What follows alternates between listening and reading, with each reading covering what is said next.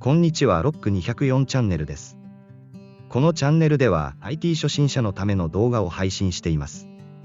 今回はマイクロビットで身体動揺を測定するといったタイトルでお送りします。この動画の内容はマイクロビットの加速度センサを使用した身体の動揺を測定するプログラムについて、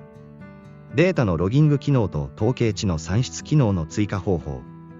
また実際このプログラムで各種の条件で測定を行いデータを比較しましたので紹介します。それでは今回作成した身体動揺測定プログラムの概要について解説します。使用した機能はマイクロビットに内蔵された加速度センサーより得られた情報を加速度ブロックで参照し絶対値を記録しました。加速度は X 軸 Y 軸 Z 軸のデータも取れるのですが、体にマイクロビットを設置したときに正確にマイクロビットの位置を決定することができないので絶対値を観測しました。またマイクロビットを体に取り付けた場合ケーブルで動きが制約されるのを防ぐために2台のマイクロビットを無線で接続し、送信側を非現者の腰部ベルトに取り付け受信側をパソコンで接続し使用しました。被験者に取り付けるマイクロビットのコードです。最初だけブロックでは全グループを1として設定し、加速度センサーの計測範囲を 1G に設定します。そして変数モードに0を設定します。これはまだ測定が行われていない状態を識別するものです。A ボタンが押されるとハートマークを表示した後、3秒後に音を鳴らします。そして無線で文字列、スタートを送ります。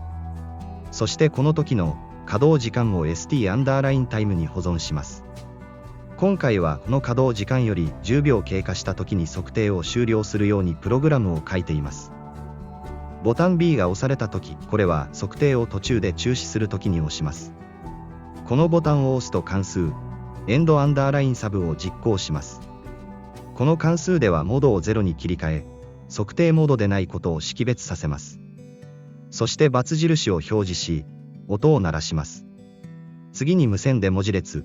エンドを送信します。その後四角のアイコンを表示します。送信側では測定を行いますが、このコードは測定状態を監視するブロックになります。ずっとブロックの中にもしモードが1ならのを置き、この条件を満たすと次のもしブロックで測定終了時間かどうか判断します。ここでは現在の稼働時間から ST アンダーラインタイムを引いて、その値が10秒未満であれば測定を行います。ここでは無線で現在の加速度の絶対値を送信しています。先ほどの条件が満たされない場合、つまり測定が終了した時エンドアンダーラインサブ関数を実行します。受信用のプログラムでは拡張機能としてデータロッガーとベーシックスタットを使用します。データロガー、これは公式のメイクコードで拡張機能として公開されていますので、そちらから取り込んでください。ベーシックスタットの方は次のページで説明します。拡張機能のベーシックスタットの取り込み方法は、こちらに示す URL をテキストボックスの中に貼り付けてください。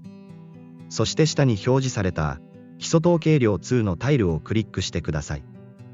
受信用の最初だけブロックでは、送信用の無線グループと一致させるために設定を1とします。そして起動した合図にハートマークを表示し、シリアル通信1行書き出しでコンソールに文字列を書き出します。これはデバイスコンソールが使用できるようにするためです。次にロギングデータがコンソールへ出力しないように、ミラーデータ2シリアルをオフにします。そしてロギング項目として、アクセレーションを追加します。無線で文字列を受信した時のブロックの中を見てみましょう。送信側から送られる文字列は、スタートとエンドです。スタートが送られてきたら、リシーブスタートとコンソールに表示します。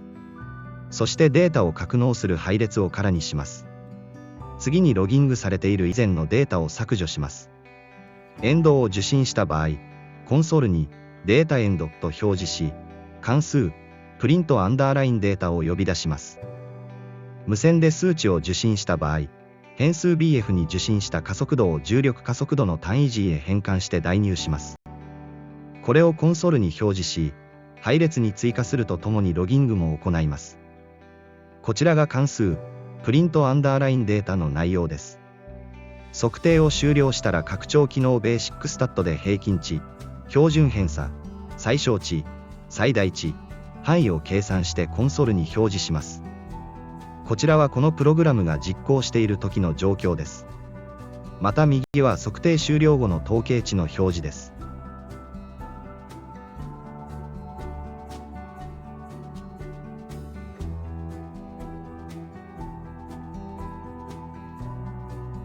このスライドはリングされたデータを示しています。このグラフは4つの条件で測定した時のデータを表示したものです。茶色の線は両足で立って海岸の状態で10秒の測定したものです。ピンクの線は両足立ちで平岸の状態で測定したものです。紫の線は右足で海岸の状態で測定したものです。ブルーのラインは左足で立って海岸の状態で測定したものです。視覚的には両足で立ったものより片足で立った方が加速度が大きいことを示しています。また一番揺れているのは左足で立った状態となっています。こちらは標準偏差と範囲の比較を行ったものです。この2つのグラフで身体動揺の強い順番で言えば、左足で立って海岸のもの、右足で立って海岸のもの、平岸で両脚で立ったもの、両脚で海岸のものの順番となっていることがわかります。今回はマイクロビットの加速度センサーを使用した身体動揺の測定プログラムを作りました。このプログラムによってロギングされたデータを使用することによって身体動揺の指標値が得られることが分かりました。リハビリテーションなどの分野で使用すると訓練効果などの判定に使用できるのではないかと思われます。ご視聴ありがとうございました。